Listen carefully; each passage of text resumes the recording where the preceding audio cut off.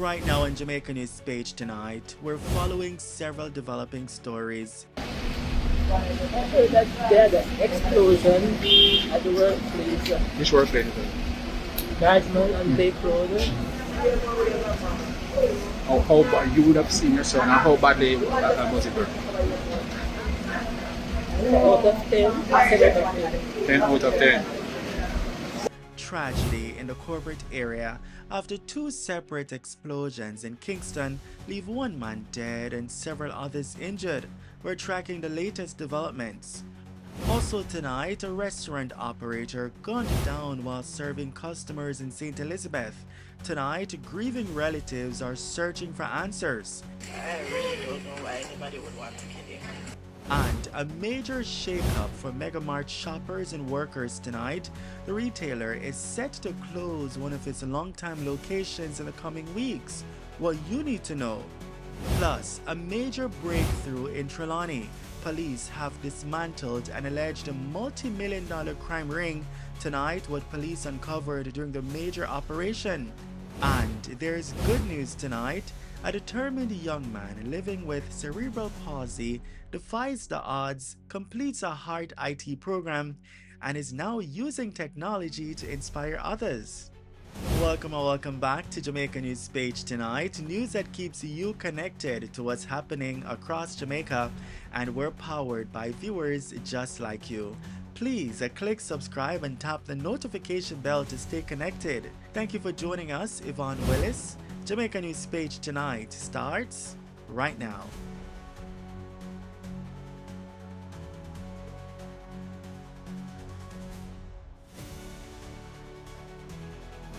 We begin tonight with a weather alert. The Meteorological Service of Jamaica says a low-level jet stream across the Central Caribbean has been generating very strong winds across the island since Tuesday, and forecasters are warning that hazardous conditions are likely to persist through Saturday. According to the agency, the strongest impacts are expected across southern parishes and offshore marine areas where gusty winds and rough seas have already been reported. Residents are being urged to exercise caution as the strong winds could result in minor damage, including fallen tree limbs and other disruptions in vulnerable communities. Fishers and other marine interests, particularly those operating inshore and offshore along the south coast, are being advised to exercise extreme caution. The Met Service says the sea conditions remain dangerous and are not favorable for small craft operations. Turning now to developing news in Kingston, where authorities are investigating two separate explosions that left one man dead and several others injured. First, can you have your name, please? My name is Vicky Barnes. And your son's name? My son's name is Damian Walters. Alright, what you heard happened to him yesterday?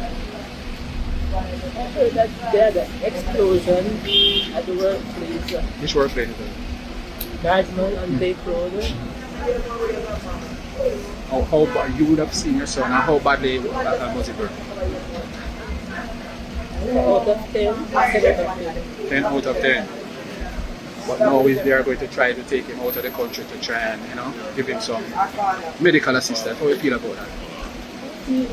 I'm so grateful for what they are doing for my son. Not only my son, all the others that were affected.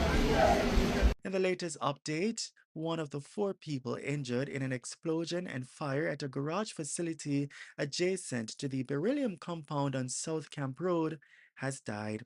The victim, described as an external contractor, was reportedly carrying out work at the garage facility when the explosion occurred. Nicholas Benjamin, Deputy Group Chairman. We had an incident at one of our facilities, and unfortunately people were injured, got burns on their body, and we are, with the help of Stephen over here and his organization, airlifting them out to the States to get the first world treatment that they need. And all 3 will be leaving today. That's the hope. The timing was very quick and swift, and I'm sure everybody would see that and you would have put your staff first. How do you feel about the quick turnaround time, taking them out of there? Yeah, well, our staff is our fundamental obligation, and looking out for their well-being is our primary duty, we feel. As I have learned over the last day and a half, the turnaround time for burn victims in particular is critical. And to be able to get them out quickly, we think, is the most important part. You know, you can get them to a great facility. If you do it too late, it won't work out the way you want. So, my name is Stephen Josephs,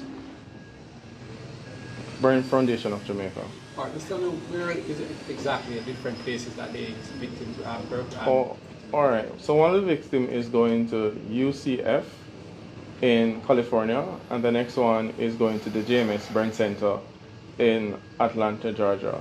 And it's one of the best brain center in the United States. Feedback on how KPH should have treated. Well, I must commend the physician, the doctors, the hospital for the quick turnaround time in terms of information, because information is critical when you're doing a successful transfer. And so I must commend the doctors and the team at KPH Hospital for doing this phenomenal job. That's why we're at this stage. And you know that first care, they would have started out trying to resuscitate the patient, and they have done well in stabilizing the patient. Do you know the level of degree of burn that they would have received? Third degree. All of them? All of them. Another injured individual continues to receive medical treatment and support locally. Professional counselors have also been engaged to assist staff members affected by the traumatic incident. Meanwhile, another explosion in Kingston is also under investigation tonight. Two technicians sustained burn injuries following an explosion at a KFC restaurant on King Street in downtown Kingston. According to KFC operations manager Christopher Powell, the incident occurred on Wednesday and prompted an immediate emergency response. The two injured technicians are currently receiving medical treatment. Fortunately, company officials say the injuries are not believed to be life-threatening. Now to St. Elizabeth, where relatives of a restaurant operator are struggling to understand why he was gunned down at his business on Wednesday night. The victim has been identified as 52-year-old Clavius Campbell, otherwise known as Indian of New Building in the parish. Reports indicate that shortly after 9:30, Campbell was closing and cleaning his establishment, Food to Go restaurant and jerk hut in Nain, when two men approached posing as customers. The men reportedly ordered a meal. However, while Campbell was serving them, one of the men allegedly pulled a firearm and opened fire, hitting him in the upper body. The attackers then fled the scene. Campbell was rushed to hospital, where he was pronounced dead. His killing has left relatives searching for answers. My brother, as far as I know, he's a very harmless person. Never trouble a soul. I don't know why anybody would want to. I really don't know why anybody would want to kill him. As from I know him, he's my last brother, with a seven. Always out there working, hustling. Have his children, his wife. I don't know. It's sad. Just this whole thing is getting out of hand. This killing is really getting out of hand. According to the grieving relative, Campbell had recently acquired the restaurant in Nain and was focused on building the business. Investigations are ongoing. Also in the news tonight, a 33-year-old St. Anne man known as Tutu has been charged with murder and several firearm-related offenses in connection with a broad daylight attack that left a farmer dead and his wife injured. The accused has been identified as Jamie Stevenson of Mansfield Heights in Ocho Rios. Stevenson faces charges including murder, possession of a prohibited weapon, unauthorized possession of ammunition, wounding with intent, and using a firearm to commit a felony. The charges stem from a shooting on May 15 that claimed the life of 62-year-old farmer Clement Mills. According to police, Mills and his wife were traveling in a Toyota Lighties van carrying water collected in Luadersville when they came under attack along a roadway leading toward Point Hill. Investigators say a man reportedly emerged from nearby bushes and opened fire on the vehicle. Both Mills and his wife were shot during the attack, causing the van to crash. The couple was assisted by police and taken to the Linstead Hospital, where Mills was pronounced dead. His wife was admitted for treatment. The Spanish Town Criminal Investigation Branch later launched an investigation that reportedly led to Stevenson's arrest about 4 hours after the shooting. Police say an illegal firearm was seized during the operation. Stevenson was subsequently identified during an identification parade on May 25 and later charged following a question and answer session conducted in the presence of his attorney. His court date is being finalized. In other news tonight, Megamart has announced that its Portmore location will close its doors on June 30, bringing an end to 27 years of operation at the company's first store in Jamaica. The closure could impact approximately 200 employees. Chairman Ghazan Azan described the move as a difficult but necessary decision, explaining that the Portmore branch has been operating at a loss for some time. According to Mr. Azan, the store had been subsidized by Megamart's Montego Bay operation before that location was severely damaged by Hurricane Melissa in October 2025.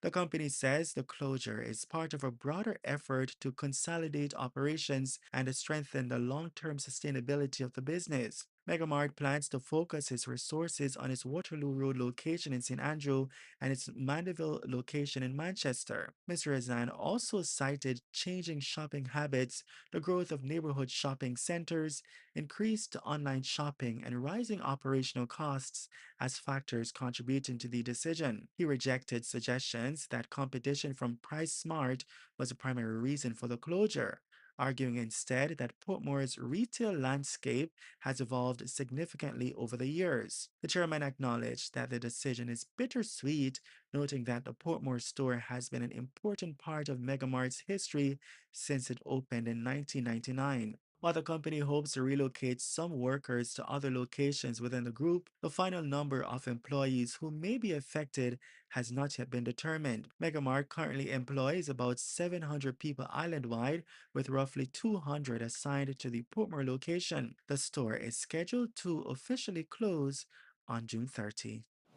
Tonight, the police say they have smashed an illegal multi-million-dollar theft ring blamed for a string of coordinated attacks on businesses across Trelawney, with 5 men now facing serious charges. Investigators claim the accused men were part of a well-organized criminal network that targeted establishments across the parish between December 2025 and April 2026, making off with goods and cash reportedly worth more than $20 million.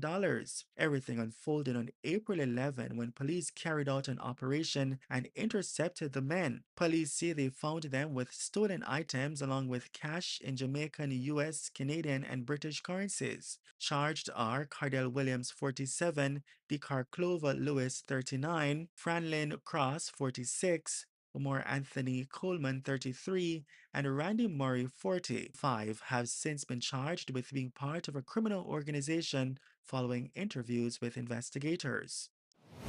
And finally, tonight, a story of determination, resilience, and refusing to let obstacles stand in the way of success. Despite living with spastic cerebral palsy and facing daily mobility challenges, 24-year-old Javon Douglas is proving that perseverance can open doors. Douglas recently completed the Amber Heart Cohort 2026 program, an information technology training initiative offered through a partnership between the Amber Group and the Heart NSTA Trust. The University of the West Indies graduate, who previously earned a degree in biotechnology, says his growing interest in technology inspired him to apply for the program after discovering it online. But the transition into the world of IT was not without challenges. Douglas says he had limited experience in the field beyond his CSEC level studies and had to quickly adapt to software development, customer service, business principles, and a range of digital systems. Still, he remained committed to the journey. He credits the Heart team and his fellow participants for helping him navigate the program and ensuring he felt supported every step of the way. One of his proudest accomplishments came when he successfully solved a coding problem that had caused his application to repeatedly fail for nearly 2 months. For his final project, Douglas and his teammates developed a booking application aimed at helping small businesses better manage appointments and scheduling. Now, he hopes to use technology to make a difference in the lives of others, particularly persons living with disabilities. Douglas says he wants to develop tools that make it easier for vulnerable individuals to access resources and support when they need it most. And he has a message for anyone facing challenges of their own. Remember, the disability shapes the experience, but it does not define your full ability. A powerful reminder tonight that determination, hard work, and perseverance can overcome even the toughest obstacles. Congratulations on your achievements, Douglas.